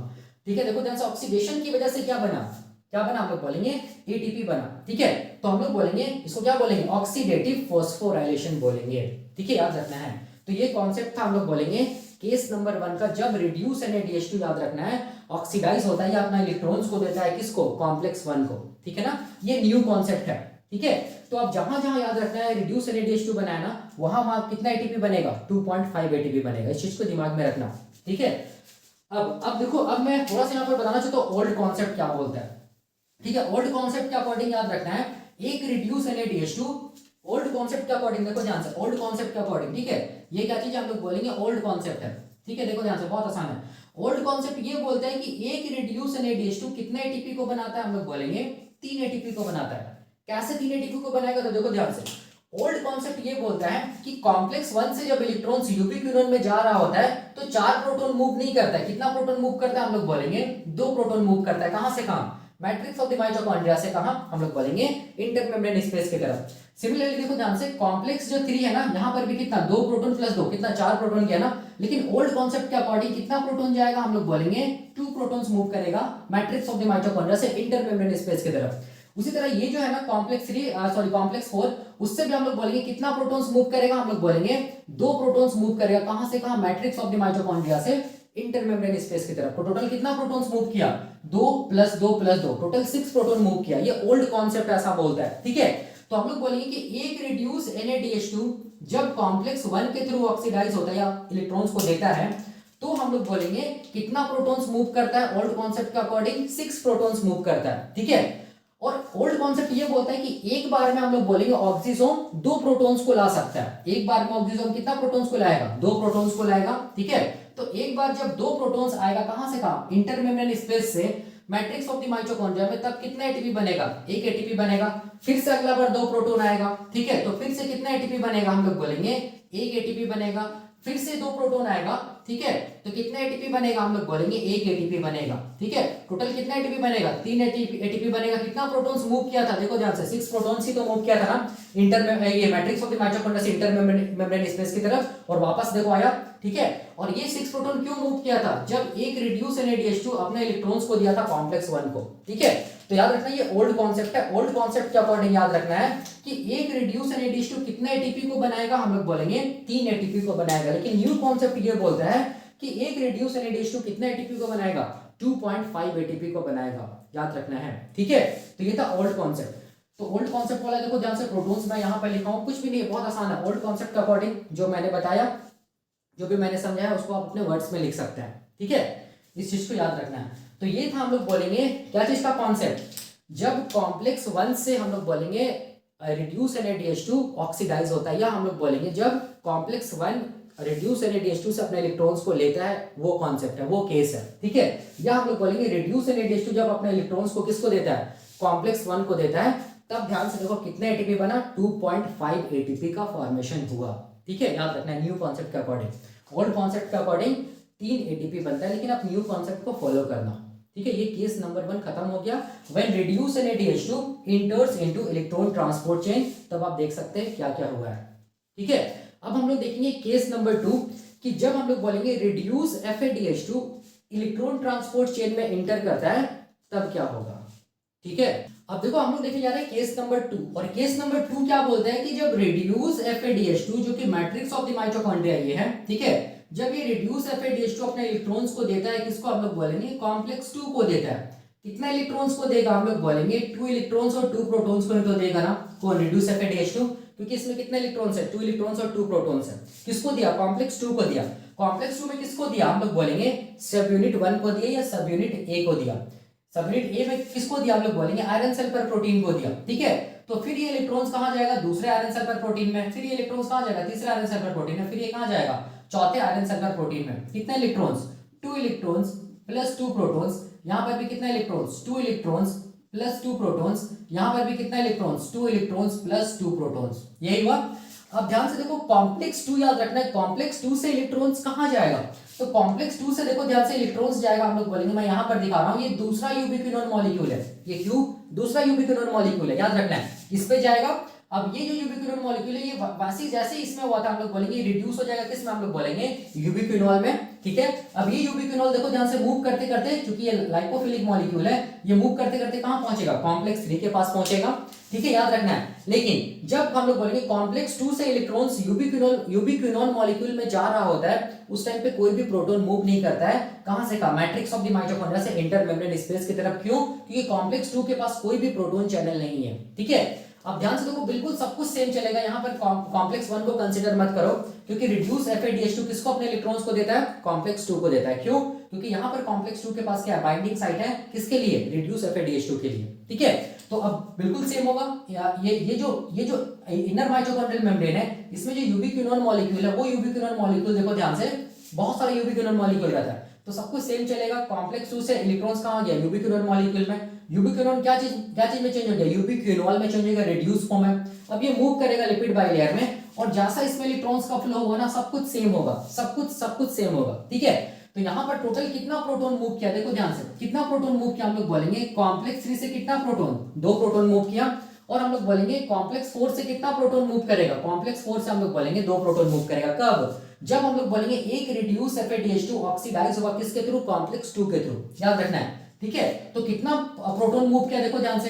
ठीक है, 2 + 2 + 2 टोटल 6। इसका मतलब हम लोग क्या बोल सकते हैं कि एक रिड्यूस FADH2 जब कॉम्प्लेक्स 2 को अपने इलेक्ट्रॉन्स को देता है तो 6 प्रोटॉन मूव करता है मैट्रिक्स ऑफ द माइटोकॉन्ड्रिया से इंटरमेम्ब्रेन स्पेस की तरफ। याद रखना है, कॉम्प्लेक्स 1 को कंसीडर मत करो। ठीक है, क्योंकि रिड्यूस FADH2 अभी हम लोग कंसीडर कर रहे हैं इसीलिए। ठीक है, 6 प्रोटॉन मूव किया, जिसकी वजह से हम लोग बोलेंगे इक्विलिब्रियम डिस्टरबेंस हो गया between the matrix of the mitochondria and हम लोग बोलेंगे इंटरमेम्ब्रेन स्पेस। तो जितना भी प्रोटॉन गया है ना, सारा का सारा प्रोटॉन फिर कहां से कहां आएगा, हम लोग बोलेंगे वापस मैट्रिक्स ऑफ द माइटोकॉन्ड्रिया में आएगा। तो कितना प्रोटॉन आएगा, 6 प्रोटॉन मूव किया तो 6 प्रोटॉन वापस आएगा।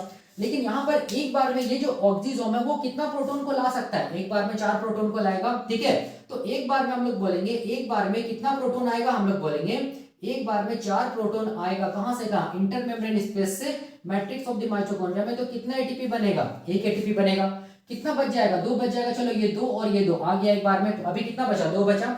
ठीक है, फिर वापस कितना इलेक्ट्रॉन्स आएगा, सॉरी कितना प्रोटॉन्स मूव करेगा इंटरमेम्ब्रेन स्पेस से मैट्रिक्स ऑफ द माइटोकॉन्ड्रिया में, 2। तो 2 आएगा तो कितना एटीपी बनेगा, 1 से कितना, 4 से बन रहा था 1, तो 2 से कितना बनेगा, इसका आधा बनेगा, मतलब 0.5।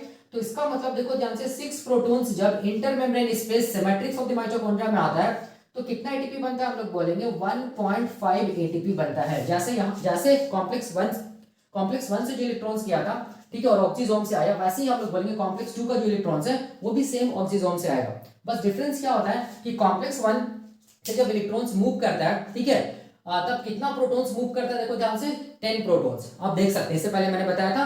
लेकिन जब कॉम्प्लेक्स 2 जब इलेक्ट्रॉन्स को लेता है रिड्यूस FADH2 से, तो कितना प्रोटॉन्स मूव करेगा, 2 + 2 + 2 टोटल 6। ठीक है, याद रखना है। अब देखो 6 प्रोटॉन जब आएगा वापस इंटरमेम्ब्रेन स्पेस से मैट्रिक्स ऑफ द माइटोकॉन्ड्रिया में, तो कितना एटीपी बनेगा, 1.5 एटीपी बनेगा। तो हम लोग बोल सकते हैं कि एक रिड्यूस FADH2 जब अपना इलेक्ट्रॉन्स को देता है कॉम्प्लेक्स 2 को, तो 6 प्रोटॉन्स मूव करता है, और जब ये 6 प्रोटॉन्स वापस आता है तो कितना एटीपी बनता है, 1.5 एटीपी बनता है। तो यहाँ पर हम लोग लिख सकते हैं एक रिड्यूस FADH2 से कितना एटीपी बनेगा, हम लोग बोलेंगे 1.5 एटीपी बनेगा। ये न्यू कॉन्सेप्ट बोलता है ऐसा। ठीक है, लेकिन अगर हाँ, इसको भी हम लोग ऐसा समझ सकते हैं कि ये इलेक्ट्रॉन ट्रांसपोर्ट चेन क्या चीज है, बैंक है, और रिड्यूस FADH2 क्या चीज है, चेक है। चेक को बैंक में दिए तो बैंक क्या बनाया, बैंक क्या दिया, कैश दिया। कैश मतलब क्या बना, एटीपी बना। ठीक है, याद रखना है, ये भी वही है। तो ये था न्यू कॉन्सेप्ट, सब कुछ सेम होगा। जैसे कि मैंने इससे पहले बताया था, ये जो हेड ऑफ द ऑक्सीजोम है, इसमें 3 सब यूनिट्स होगा, T3 अल्फा एंड 3 बीटा। इसको मैं डिटेल में बहुत बताऊंगा, O स्टेट, T स्टेट और L स्टेट क्या होती है, सब सारा का सारा बताऊंगा। ठीक है, अब देखो, अब यहाँ पर ये था न्यू कॉन्सेप्ट। ओल्ड कॉन्सेप्ट क्या बोलता है कि यहाँ से 2 इलेक्ट्रॉन्स जाएगा, देखो ध्यान से, सॉरी 2 प्रोटॉन्स मूव करेगा, कहां से कहां हम लोग बोलेंगे। ओल्ड कॉन्सेप्ट ये बोलता है 2 प्रोटॉन्स मूव करेगा मैट्रिक्स ऑफ द माइटोकॉन्ड्रिया से, कहां हम लोग बोलेंगे, इंटरमेम्ब्रेन स्पेस। उसी तरह 2 प्रोटॉन्स मूव करेगा मैट्रिक्स ऑफ द माइटोकॉन्ड्रिया से, कहां हम लोग बोलेंगे, इंटरमेम्ब्रेन स्पेस। टोटल कितना प्रोटॉन्स मूव करेगा, 4 प्रोटॉन्स मूव करेगा मैट्रिक्स ऑफ द माइटोकॉन्ड्रिया से इंटरमेम्ब्रेन स्पेस की तरफ। ये बोलता है ओल्ड कॉन्सेप्ट, जब एक रिड्यूस FADH2 अपने इलेक्ट्रॉन्स को देगा कॉम्प्लेक्स 2 को। ठीक है, एक बार में ओल्ड कॉन्सेप्ट ये बोलता है कि एक बार में, देखो ध्यान से, एक बार में 2 प्रोटॉन्स आएगा, ठीक है, और कितना एटीपी बनेगा, 1 एटीपी बनेगा, और कितना बच गया प्रोटॉन्स, और 2 प्रोटॉन्स बच गया। ठीक है, कितना एटीपी बनेगा, एक एटीपी बनेगा। तो टोटल कितना एटीपी बनेगा, 2 एटीपी बनेगा। 4 प्रोटॉन्स देखो मूव किया था, वापस आ गया 4 प्रोटॉन्स, ठीक है। कब, जब एक रिड्यूस FADH2 ऑक्सीडाइज हुआ किसके थ्रू, कॉम्प्लेक्स 2 के थ्रू। तो ये था, हम लोग बोलेंगे ये जो है ना, ये वाला जो है ये ओल्ड कॉन्सेप्ट है। ओल्ड कॉन्सेप्ट ये बोलता है कि 2 एटीपी बनता है एक रिड्यूस FADH2 जब कॉम्प्लेक्स 2 को अपने इलेक्ट्रॉन्स देता है, ठीक है। न्यू कॉन्सेप्ट बोलता है कि एक रिड्यूस FADH2 से 1.5 एटीपी बनता है, ठीक है। न्यू कॉन्सेप्ट ये बोलता है एक रिड्यूस FADH2 जब अपने इलेक्ट्रॉन्स को कॉम्प्लेक्स 2 को देता है तो 6 प्रोटॉन्स मूव करता है मैट्रिक्स ऑफ द माइटोकॉन्ड्रिया से इंटरमेम्ब्रेन स्पेस की तरफ। ओल्ड कॉन्सेप्ट ये बोलता है जब एक रिड्यूस FADH2 अपने इलेक्ट्रॉन्स को देगा कॉम्प्लेक्स 2 को तो टोटल हम लोग बोलेंगे 4 प्रोटॉन्स मूव करता है मैट्रिक्स ऑफ द माइटोकॉन्ड्रिया से इंटरमेम्ब्रेन स्पेस, 2 कॉम्प्लेक्स 3 से 2 कॉम्प्लेक्स 4 से, ठीक है। और न्यू कॉन्सेप्ट ये बोलता है कि एक बार में 4 प्रोटॉन आता है, ठीक है। प्रोटॉन मोटिव फोर्स डेवलप होता है, हेड ऑफ द ऑक्सीजन को घुमाता है 120 डिग्री एंगल में, एक एटीपी बनता है, ठीक है, याद रखना है। लेकिन ओल्ड कॉन्सेप्ट ये बोलता है कि एक बार में ऑक्सीजन का बेस जो होता है वो 2 प्रोटॉन्स को लाता है। 2 प्रोटॉन्स आएगा तो हम लोग बोलेंगे इसका हेड घूमेगा 120 डिग्री एंगल में और एक एटीपी बनेगा। वापस फिर से 2 प्रोटॉन्स आएगा, फिर इसका हेड घूमेगा 120 डिग्री एंगल में, कितने एटीपी बनेगा, एक एटीपी बनेगा। इसका मतलब ओल्ड कॉन्सेप्ट के अकॉर्डिंग एक रिड्यूस FADH2 2 एटीपी को बनाता है और न्यू कॉन्सेप्ट के अकॉर्डिंग एक रिड्यूस FADH2 1.5 एटीपी को बनाता है। ये मैंने बताया, ठीक है, आप देख सकते हैं, ठीक है ना। तो यही कॉन्सेप्ट हम लोग बोलेंगे इलेक्ट्रॉन ट्रांसपोर्ट चेन का, ठीक है ना, जो मैंने बता दिया। तो यहाँ पर मैंने सारा कुछ बता दिया, आप देख सकते हैं। अब हम लोग क्या देखेंगे, अब हम लोग देखेंगे ऑक्सीजोम कैसे करके एटीपी को बना रहा है, ठीक है। उसके बाद हम लोग देखेंगे कि ये क्यू साइकिल क्या होता है, ठीक है ना, याद रखना है। और इसको हम लोग ऑक्सीडेटिव फॉस्फोरिलेशन क्यों बोल रहे हैं, क्योंकि आप देख ही सकते हैं यहाँ पर क्या चीज का ऑक्सीडेशन हो रहा है, रिड्यूस FADH2 और रिड्यूस NADH2 क्या ऑक्सीडेशन हो रहा है, ठीक है। ऑक्सीडेशन का मतलब इससे लॉस ऑफ इलेक्ट्रॉन्स और वो इलेक्ट्रॉन्स को कॉम्प्लेक्स 1 और कॉम्प्लेक्स 2 ले रहा है। इलेक्ट्रॉन्स का क्या हो रहा है, ट्रांसपोर्ट हो रहा है और अल्टीमेटली क्या बन रहा है, एटीपी बन रहा है, ठीक है। तो लॉस ऑफ इलेक्ट्रॉन से क्या हुआ, ऑक्सीडेशन, और एटीपी बन रहा है तो इससे क्या हुआ, हम लोग बोलेंगे फॉस्फोराइलेशन। तो इसको हम लोग क्या बोलेंगे मिलाकर, ऑक्सीडेटिव फॉस्फोराइलेशन बोलेंगे, याद रखना है, ठीक है। तो ये हो गया, हम लोग बोलेंगे ऑक्सीडेटिव फॉस्फोराइलेशन का कॉन्सेप्ट, ठीक है, ऑक्सीडेटिव फॉस्फोराइलेशन का कॉन्सेप्ट, ठीक है, बहुत आसान है। इलेक्ट्रॉन्स का फ्लो कहां से कहां होता है, हम लोग बोलेंगे कहां से कहां, कॉम्प्लेक्स 1 से कॉम्प्लेक्स 4 की तरफ, ठीक है, या कॉम्प्लेक्स 2 से कॉम्प्लेक्स 4 की तरफ, ठीक है। क्यों, क्योंकि यहाँ पर कॉम्प्लेक्स 1 के पास जो रिडक्शन पोटेंशियल होगा वो बहुत कम होगा, ठीक है। कॉम्प्लेक्स 4 के पास रिडक्शन पोटेंशियल बहुत ज्यादा होगा, ठीक है, याद रखना है। उसी तरह कॉम्प्लेक्स 2 के पास हम लोग बोलेंगे जो रिडक्शन पोटेंशियल वो कम होगा, कॉम्प्लेक्स 4 के पास रिडक्शन पोटेंशियल ज्यादा होगा। इलेक्ट्रॉन्स का जो फ्लो होता है वो हम लोग बोलेंगे कम रिडक्शन पोटेंशियल से ज्यादा रिडक्शन पोटेंशियल की तरफ होता है, ठीक है, याद रखना इस चीज को, ये भी मैंने बताया। जब कॉम्प्लेक्स 1 हम लोग बोलेंगे अपने इलेक्ट्रॉन्स, जब रिड्यूस NADH2 कॉम्प्लेक्स 1 को अपने इलेक्ट्रॉन्स को देगा तो याद रखना 10 प्रोटॉन्स मूव करेगा मैट्रिक्स ऑफ द माइटोकॉन्ड्रिया से इंटरमेम्ब्रेन स्पेस की तरफ, ठीक है, इस चीज को याद रखना। लेकिन जब हम लोग बोलेंगे रिड्यूस FADH2 अपने इलेक्ट्रॉन्स को देगा कॉम्प्लेक्स 2 को तो 6 प्रोटॉन्स मूव करेगा मैट्रिक्स ऑफ द माइटोकॉन्ड्रिया से इंटरमेम्ब्रेन स्पेस की तरफ, इस चीज को याद रखना।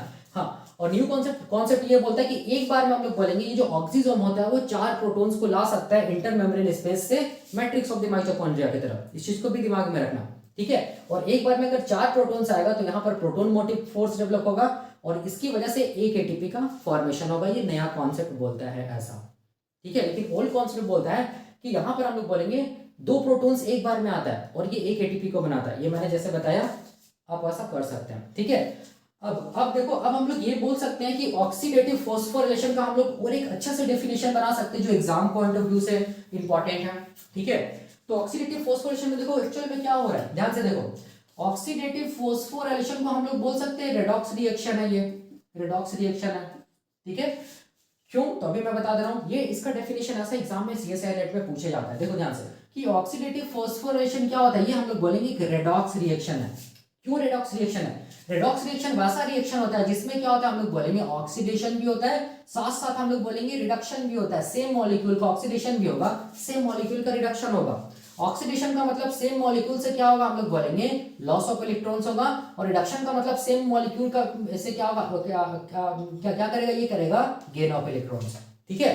अब देख ध्यान से देखो, यहां पर समझना है, ये कॉम्प्लेक्स 1 है, ठीक है, ये कॉम्प्लेक्स 2 है, ये कॉम्प्लेक्स 3 है और ये कॉम्प्लेक्स 4 है, ठीक है, याद रखिए सारा का सारा एंजाइम्स है। कॉम्प्लेक्स 1 देखो ध्यान से, कॉम्प्लेक्स 1 किससे इलेक्ट्रॉन्स को लिया, रिड्यूस NADH2 से इलेक्ट्रॉन्स को लिया, ठीक है। कितने इलेक्ट्रॉन्स को लिया, 2 इलेक्ट्रॉन्स को लिया, तो गेन ऑफ इलेक्ट्रॉन्स हुआ कॉम्प्लेक्स 1 में। तो कॉम्प्लेक्स 1 क्या हो गया, हम लोग बोलेंगे रिड्यूस हो गया, रिडक्शन हुआ कॉम्प्लेक्स वन का, ठीक है। तो अब ये कॉम्प्लेक्स वन अपने इलेक्ट्रॉन्स को किसको दे दिया, यूबिक्विनोन मॉलिक्यूल को। तो कॉम्प्लेक्स वन से फिर क्या हुआ, लॉस ऑफ इलेक्ट्रॉन्स हुआ। इसका मतलब कॉम्प्लेक्स वन का फिर से ऑक्सीडेशन हो गया, इसका मतलब इसको हम लोग रेडॉक्स रिएक्शन बोलेंगे, ठीक है, बिल्कुल बोलेंगे।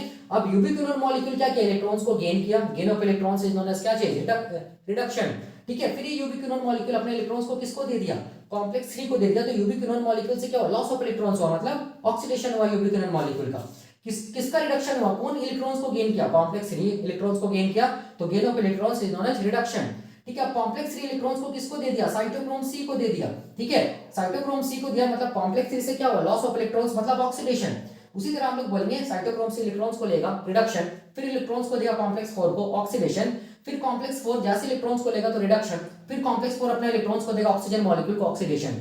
मतलब सारा का सारा जो इलेक्ट्रॉन ट्रांसपोर्ट चेन है ना, कंपोनेंट्स ऑफ ईटीएस है ना, उसमें क्या हो रहा है, ऑक्सीडेशन भी हो रहा है और क्या हो रहा है, रिडक्शन भी हो रहा है, याद रखना है। और ऑक्सीडेशन और रिडक्शन अगर होगा तो उसको हम लोग क्या बोलते हैं, रेडॉक्स रिएक्शन। तो ऑक्सीडेटिव फॉस्फोरेशन को हम लोग क्या बोल सकते हैं, it is A redox reaction, याद रखना है। उसी तरह कॉम्प्लेक्स 2 के साथ भी होगा, कॉम्प्लेक्स 2 क्या करेगा, रिड्यूस FADH2 से इलेक्ट्रॉन्स को लिया, तो क्या चीज, रिडक्शन, ठीक है। अब इससे इलेक्ट्रॉन्स लॉस होगा और कहां जाएगा, यूबिक्विनोन में जाएगा, मतलब कॉम्प्लेक्स 2 का ऑक्सीडेशन, ठीक है। उसी तरह से चलता चला जाएगा।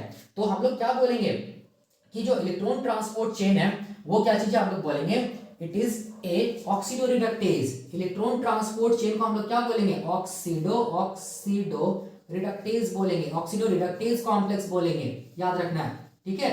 ऑक्सीडोरिडक्टेज कॉम्प्लेक्स क्यों बोलेंगे, क्योंकि यहां पर जो भी कॉम्प्लेक्स है, चाहे कॉम्प्लेक्स 1 रहे, चाहे कॉम्प्लेक्स 2 रहे, चाहे कॉम्प्लेक्स 3, चाहे कॉम्प्लेक्स 4 रहे, सबका ऑक्सीडेशन भी हो रहा है, लॉस ऑफ इलेक्ट्रॉन्स भी हो रहा है, गेन ऑफ इलेक्ट्रॉन्स भी हो रहा है, मतलब रिडक्शन भी हो रहा है। इसका मतलब है रखना components of electron transport chain को हम लोग एक नाम देंगे और वो नाम क्या चीज है, ऑक्सीडो रिडक्टेज कॉम्प्लेक्स, याद रखना है। जिसमें कॉम्प्लेक्स 1 भी आएगा, 2 भी आएगा, 3 भी आएगा और 4 भी आएगा, ठीक है।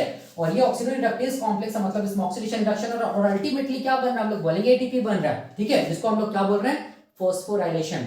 तो हम लोग क्या बोल सकते हैं, oxidative phosphorylation is nothing but it is A redox reaction in which there occur the oxidation as well as reduction of क्या चीज हम लोग बोलेंगे, components of electron transport chain, thereby the formation of क्या चीज, ATP.